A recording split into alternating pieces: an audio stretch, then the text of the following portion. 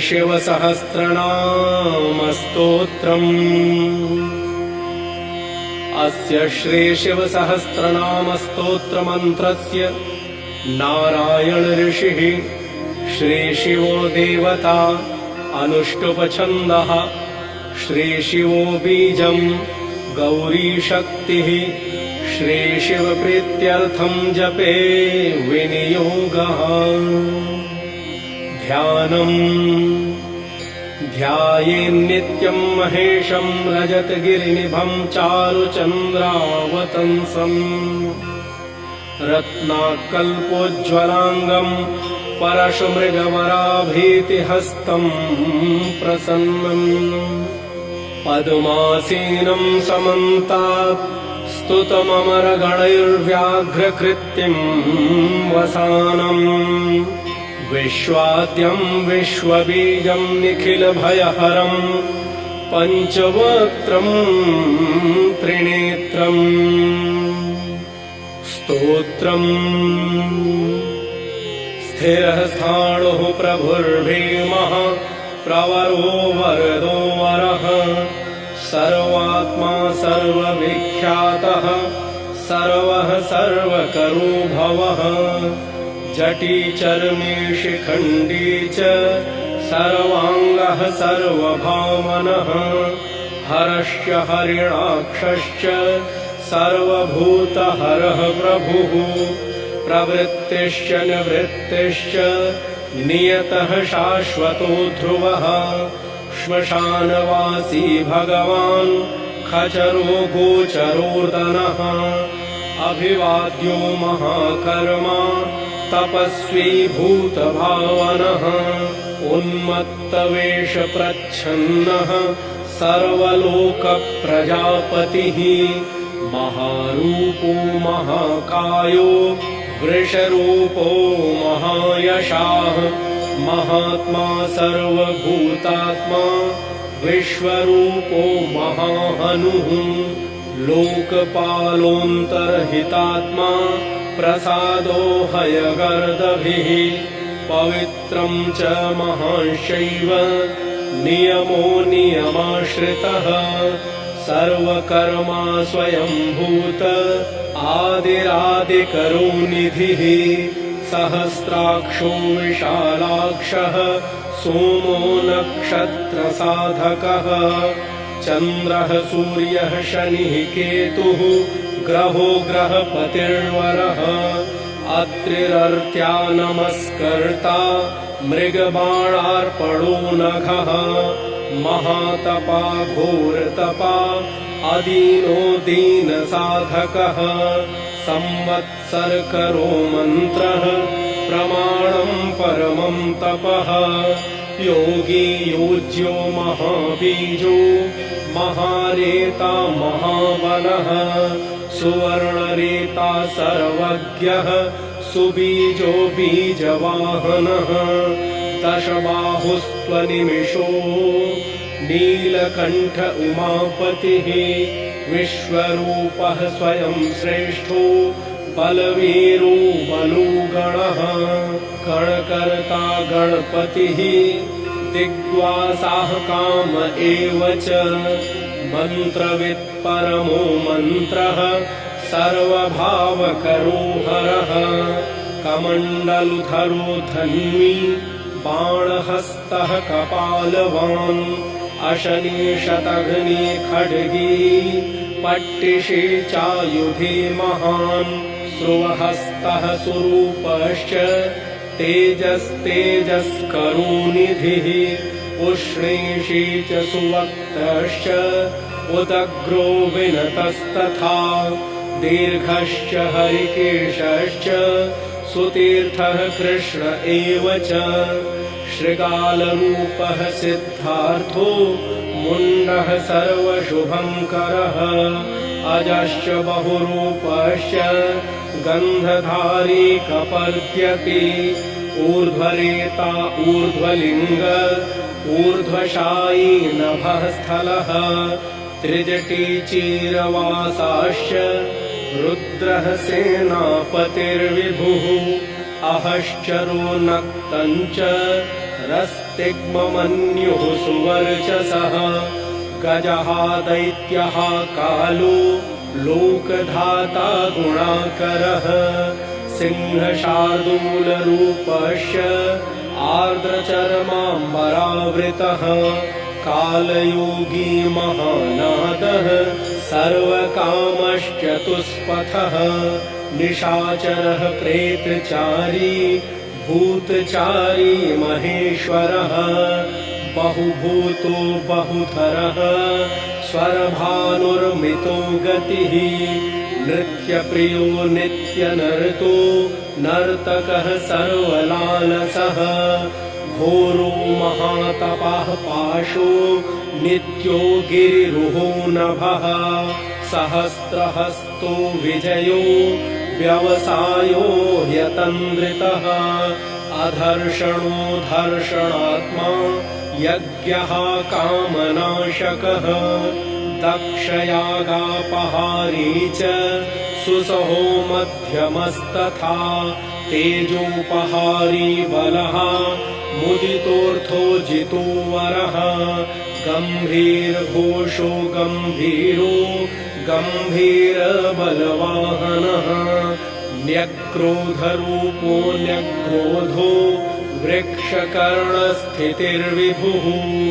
सुतीक्ष्णदशनश्चैव महाकायो महाननः विश्वक्सेनो हरिर्यज्ञः संयुगापीडवाहनः तीक्ष्णतापश्च हर्यश्वः सहायः कर्मकालवित् विष्णुप्रसादितो यज्ञः समुद्रो वडवामुखः हुताशनसहायश्च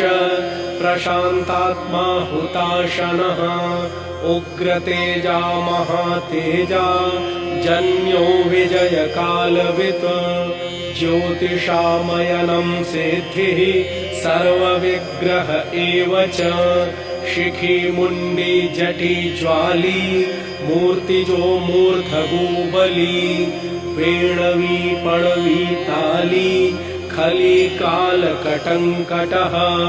नक्षत्रविग्रहमतिर्गुणबुद्धिर्लयोगमः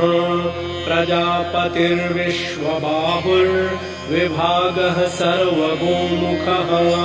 विमोचनः सुसर्णो हिरण्यकवचोद्भवः मेढ्रजो बलचारी च महीचारी श्रुतस्तथा सर्वतूर्यनिनादी च सर्वात्योद्यपरिग्रहः व्यालरूपो गुहावासी गुहोमाली तरङ्गवित् त्रिदशस्त्रिकालधिक कर्म सर्वबन्धविमोचनः बन्धनस्त्वसुरेन्द्राणां युधिशत्रुविनाशनः साङ्ख्यप्रसादो दुर्वासाः सर्वसाधुनिषेवितः प्रस्कन्दनो विभागज्ञो अतुल्यो यज्ञविभागवित् सर्ववासः सर्वचारी दुर्वासा वासवोमरः हैमो हेमकरो यज्ञः सर्वधारी धरोत्तमः लोहिताक्षो महाक्षश्च विजयाक्षो विशारदः संग्रहो निग्रहः कर्ता सर्पचीरनिवासनः मुख्यो मुख्यश्च देहश्च काहलिः सर्वकामदः सर्वकालप्रसादश्च सुबलो बलरूपधृक् सर्वकामवरश्चैव सर्वतः सर्वतोमुखः आकाशनिर्विरूपश्च निपाति ह्यवशः खगः रौद्ररूपोऽंशुरादित्यो बहुरश्मिः सुवर्चसी वसुवेगो महावेगो मनोवेगो निशाचरः सर्ववासी श्रियावासी उपदेशकरोकरः मुनिरात्मनिरालोकः संभग्नश्च सहस्रदः पक्षी च पक्षरूपश्च अतिदीप्तो विशाम्पतिः उन्मादो मदनः कामो यश्वत्थोऽर्थकरो यशः वामदेवश्च वामश्च प्राग्दक्षिणश्च वामनः सिद्धयोगी महर्षिश्च सिद्धार्थः सिद्धसाधकः भिक्षुश्च भिक्षुरूपश्च विपणो मृदुरव्ययः महासेनो विशाखश्च षष्टिभागो गवाम्पतिः वज्रहस्तश्च विष्कम्भी चमुस्तम्भन एव च वृत्तावृत्तकरस्थालो मधुर्मधुकलोचनः वाचस्पत्यो वाजसनो नित्यमाश्रमपूजितः ब्रह्मचारी लोकचारी सर्वचारी विचारवित् ईशान ईश्वरः कालो निशाचरी पिनाकवान् निमित्तस्थो निमित्तं च नन्दिर्नन्दिकरो हरिः नन्दीश्वरश्च नन्दी च नन्दनो नन्दिवर्धनः भगहारी निहन्ता च कालो ब्रह्म पितामहः चतुर्मुखो महालिङ्गश्चारुलिङ्गस्तथैव च लिङ्गाध्यक्षः सुराध्यक्षो योगाध्यक्षो युगावहः बीजाध्यक्षो बीजकर्ता अध्यात्मानुगतो बलः इतिहासः सकल्पश्च गौतमोऽथ निशाकरः दम्भो ह्यदम्भो वैदम्भो वश्यो वशकरः कलिः लोककर्ता पशुपतिः महाकर्ता ह्यनौषधः अक्षरं परमं ब्रह्म बलवच्छक्र एव च नीतिर्ह्यनीतिः शुद्धात्मा शुद्धो मान्यो गतागतः बहुप्रसादः स्वस्वप्नो दर्पणोऽथ त्वमित्रजित् वेदकारो मन्त्रकारो विद्वान् समरमर्दनः महामेघनिवासी च महाघोरो वशीकरः अग्निज्वालो महाज्वालो अतिधूम्रो हुतो हविः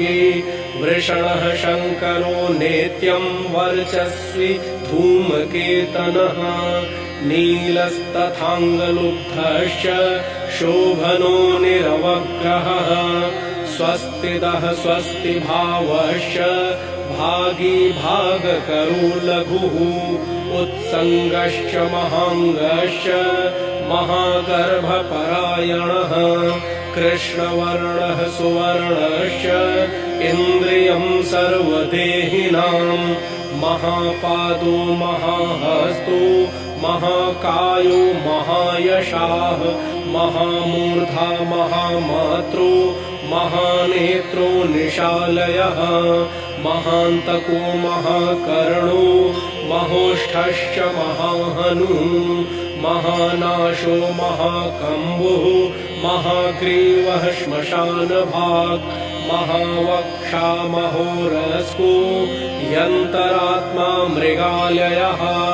लम्बनो लम्बितोष्ठश्च महामायः पयोनिधिः महादन्तो महादंष्ट्रो महाजिह्वो महामुखः महानको महारोमा महाकोशो महाजटः प्रसन्नश्च प्रसादश्च प्रत्ययो गिरिसाधनः स्नेहनो स्नेहनश्चैव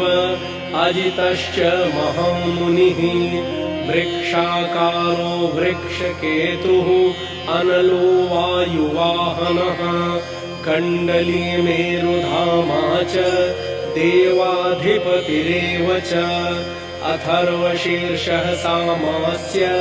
ऋक्सहस्रामिते क्षणः यजुःपादभुजो गुह्यः प्रकाशो जङ्गमस्तथा अमोघार्थः प्रसादश्च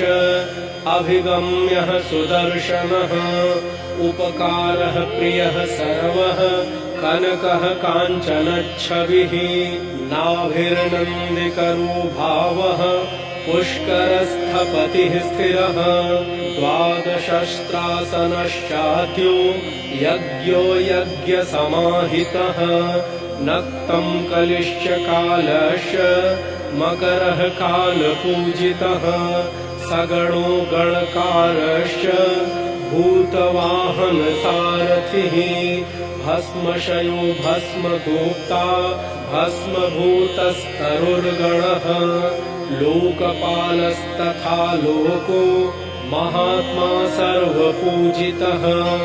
शुक्लस्त्रिशुक्लः सम्पन्नः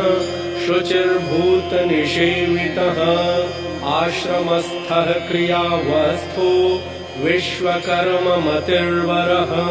विशालशाखस्ताम्रोष्ठो यम्बुजालः सुनिश्चलः कपिलः कपिशः शुक्ल आयुश्चैव परोपरः गन्धर्वो ह्यदितिस्तार्क्ष्यः सुविज्ञेयः सुशारदः परश्वधायुधो देवो अनुकारी सुबान्धवः तुम्बवीणो महाक्रोध ऊर्ध्वरेता जलीषयः उग्रो वंशकरो वंशो वंशनादो ह्यनिन्दितः सर्वाङ्गरूपो मायावी सुहृदो ह्यनिलूनलः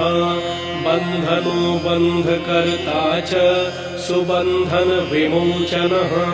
सयज्ञारिः सकामारिः महादंष्टो महायुधः बहुधा निन्दितः शर्वः शङ्करः शङ्करोधनः अमरेषु महादेवो विश्वदेवः सुरारिः अहिर्बुन्ध्यो नीलाभश्च चेकितानो हविस्तथा अजैकपाच्चकापाली त्रिशङ्कुरजितः शिवः धन्वन्तरिः धूमकेतुः स्कन्दो वैश्रवणस्तथा धाता शक्रश्च विष्णुश्च मित्रस्त्वष्टा ध्रुवोधरः प्रभावः सर्वगो वायुर्अयमासविता रविः उषङ्गुश्च विधाता च मान्धाता भूतभावनः विभुर्वर्णविभावी च सर्वकामगुणावहः पद्मनाभो महागर्भश्चन्द्रवक्त्रो निलूनलः बलवांशोपशान्तश्च पुराणः पुण्यचञ्चुरी कुरुकर्ता कुरुवासी कुरुभूतो गुणौषधः सर्वाशयो दर्भचारी सर्वेषां प्राणिनां पतिः देवदेवः सुखासक्तः सदसत्सर्वरत्नवित् कैलासगिरिवासी च हिमवद्गिरिसंश्रयः कूलहारी कूलकर्ता बहुविद्यो बहुप्रदः वणिजो वर्धके वृक्षो बकुलश्चन्दनश्छदः सारग्रीवो महाजत्रुः लोलश्च महौषधः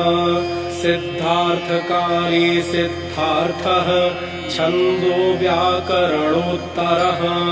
सिंहनादः सिंहदंष्ट्रः सिंहगः सिंहवाहनः प्रभावात्मा जगत्कालस्थालो लोकहितस्तरुः सारङ्गो नवचक्राङ्गः केतुमाली सभावनः भूतालयो भूतपतिः होरात्रमनिन्दितः वाहिता सर्वभूतानां निलयश्च विभुर्भवः अमोघः संयतो ह्यश्वो भोजनः प्राणधारणः धृतिमान् मतिमान् दक्षः सत्कृस्तश्च युगाधिपः गोपालिर्गोपतिर्ग्रामो गोचरमवसनो हरिः हिरण्यबाहुश्च तथा गुहापालः प्रवेशिनाम् प्रकृष्टारिः महाहर्षो जितकामो जितेन्द्रियः गान्धारश्च सुवासश्च तपः सक्तो रतिर्नरः महागीतो महानृत्यो यपसरो गणसेवितः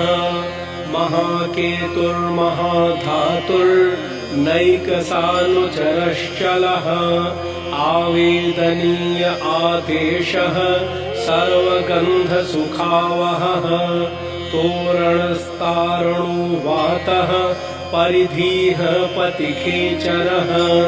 संयोगो वर्धनो वृद्धो अतिवृद्धो गुणाधिकः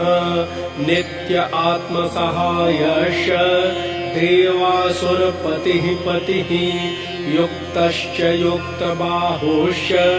देवो दिवि सुपर्णवः आषाढश्च सुषाढश्च ध्रुवोऽथ हरिणो हरः वपुरावर्तमानेभ्यो वसुश्रेष्ठो महापथः शिरोहारी विमर्शश्च सर्वलक्षणलक्षितः अक्षश्च रथयोगी च सर्वयोगी महाबलः समाम्नायो समाम्नायस्तीर्थदेवो महारथः निर्जीवो जीवनो मन्त्रः शुभाक्षो बहुकर्कशः रत्नप्रभूतो रत्नाङ्गो महार्णवनिपानवित् मूलं विशालो ह्यमृतो व्यक्ताव्यक्तस्तपोनिधिः आरोहणोऽधिरोहश्च शीलधारी महायशाः सेनाकल्पो महाकल्पो योगो युगकरो हरिः युगरूपो महारूपो महानागहनो वधः न्यायनिर्वपणः पादः पण्डितो ह्यचलूपमः बहुमालो महामालः शशिहरसुलोचनः विस्तारो लवणः कूपस्त्रियुगः सफलोदयः त्रिलोचनो विषण्णाङ्गो मणिविद्धो जटाधरः विन्दुविसर्गः सुमुखः शरः सर्वायुधः सहः निवेदनः सुखाजातः सुगन्धारो महाधनुः गन्धपाली च भगवान् उत्थानः सर्वकर्मणाम् मन्थानो बहुलो वायुः सकलः सर्वलोचनः तलस्तालः करस्थाली ऊर्ध्वसंहननो महान् छत्रं सुछत्रो विख्यातो लोकः सर्वाश्रयः क्रमः मुण्डो विरूपो विकृतो दण्डी कुण्डी विकुर्वणः हर्यक्षः ककुभो वज्री शतजिह्वः सहस्रपात् सहस्रमूर्धा देवेन्द्रः सर्वदेवमयो गुरुः सहस्रबाहुः सर्वाङ्गः शरण्यः सर्वलोककृत पवित्रं त्रिककुन्मन्त्रः कनिष्ठः कृष्णपिङ्गलः ब्रह्मदण्डविनिर्माता शतघ्नीपाशशक्तिमान् पद्मगर्भो महागर्भो ब्रह्मगर्भो जलोद्भवः गभस्तिर्ब्रह्मकृद्ब्रह्मी ब्रह्मविद्ब्रह्मणो गतिः अनन्तरूपो नैकात्मा तिग्मतेजाः स्वयंभुवः ऊर्ध्वगात्मा पशुपतिः वातरङ्घा मनोजवः चन्दनी पद्मनालाग्रः सुरभ्युत्तरणो नरः कर्णिकार महास्रग्वी नीलमौलिः पिनाकधृक् उमापतिः उमाकान्तो जाह्नवी धृतुमाधवः वरो वराहो वरदो वरेण्यः सुमहास्वनः महाप्रसादो दमनः शत्रुः श्वेतपिङ्गलः पीतात्मा परमात्मा च प्रयतात्मा प्रधानधृत सर्वपार्श्वमुखस्त्रक्षो धर्मसाधारणो वरः चराचरात्मा सूक्ष्मात्मा अमृतो भो वृषेश्वरः साध्यर्षिः वसुरातेद्यो विवस्वांसवितामृतः व्यासः सर्गः सुसंक्षेपो विस्तरः पर्ययो नरः ऋतुः संवत्सरो मासः पक्षः संख्या समापनः कला काष्ठालवा मात्रा मुहूर्ताक्षः क्षपाः क्षणाः विश्वक्षेत्रं प्रजाबीजं लिङ्गमाद्यस्तु निर्गमः सदसदव्यक्तमव्यक्तं पिता माता पितामहः स्वर्गद्वारं प्रजाद्वारं मोक्षद्वारं त्रिविष्टपं निर्वाणं लादनश्चैव ब्रह्मलोकः परागतिः देवासुरविनिर्माता देवासुरपरायणः देवासुरगुरुर्देवो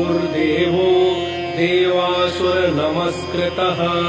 देवासुरमहामातृ देवासुरगणाश्रयः देवासुरगणाध्यक्षो देवासुरगणाग्रणीः देवातिदेवो देवर्षिर्देवासुरवरप्रदः देवासुरेश्वरो विश्वो देवासुरमहेश्वरः सर्वदेवमयो चिन्त्यो देवतात्मात्मसम्भवः उद्भितत्रिविक्रमो वैद्यो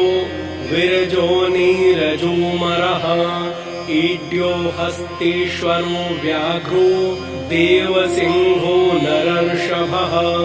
विबुधोग्रवरः सूक्ष्मः सर्वदेवस्तपोमयः सुयुक्तः शोभनी वज्री प्रासानां प्रभवोऽव्ययः गुहः कान्तो निजः सर्गः पवित्रं सर्वपावनः शृङ्गे शृङ्गप्रियो बभ्रू राजराजो निरामयः अभिरामः सुरगणो विरामः सर्वसाधनः ललाटाक्षो विश्वदेवो हरिणो ब्रह्मवर्चसः स्थावराणां पतिश्चैव नियमेन्द्रियवर्धनः सिद्धार्थः सिद्धभूतार्थो चिन्त्यः सत्यव्रतः शुचिः व्रताधिपः परं ब्रह्म भक्तानां परमागतिः विमुक्तो मुक्तितेजाश्च श्रीमान् श्रीवर्धनो जगत्। इति श्रीमहाभारते अनुशासनपर्वणि श्रीशिवसहस्रनामस्तोत्रम् सम्पूर्णम्।